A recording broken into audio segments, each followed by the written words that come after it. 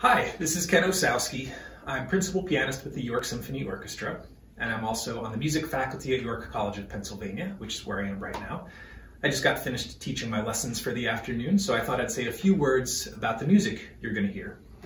I've prepared two Preludes and Fugues from Johann Sebastian Bach's Well-Tempered Clavier, Book 1.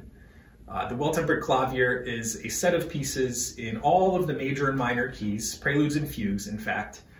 And he, in fact, did this twice. There are two books of Preludes and Fugues in all the major and minor keys. This is one of the monumental contributions to keyboard repertoire that we have.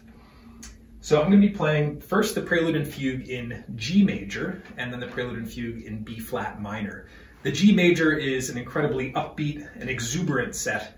The Prelude is over practically in an instant. It's like the wind. It's incredibly fast and lively. And the Fugue is maybe not quite as fast and lively, but shares that exuberant personality with its Prelude. And I thought I would just give you a couple things to listen for. These fugues are, in essence, they're sort of musical conversations between the different parts or voices of the texture, all based on a central subject, the main theme of the fugue. The G major fugue has a subject that goes like this.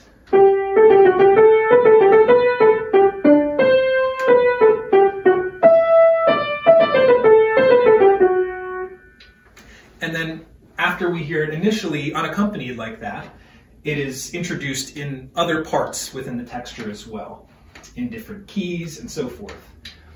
So listen for that theme or subject as you hear the fugue unfold. And he does some really fascinating things with his material.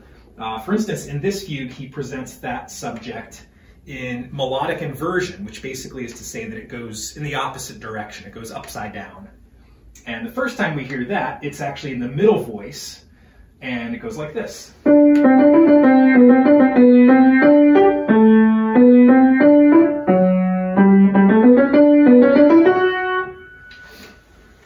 So that's a little bit about the fugue in G major.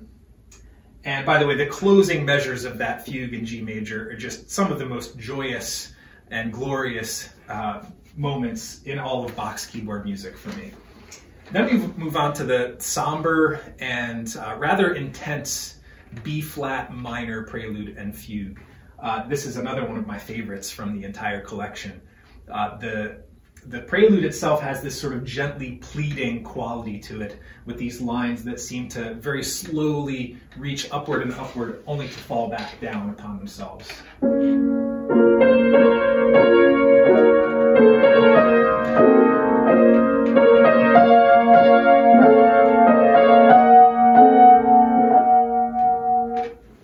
And so on. And that leads us to the Fugue in B flat minor, which is an incredible piece. This is a fugue in 5 voices. The G major fugue, which I demonstrated from a few moments ago, that's in only 3 voices, but a 5-voice fugue makes for a rather rich texture. And this has a very simple and rather short subject, but it's incredibly expressive, and it goes like this.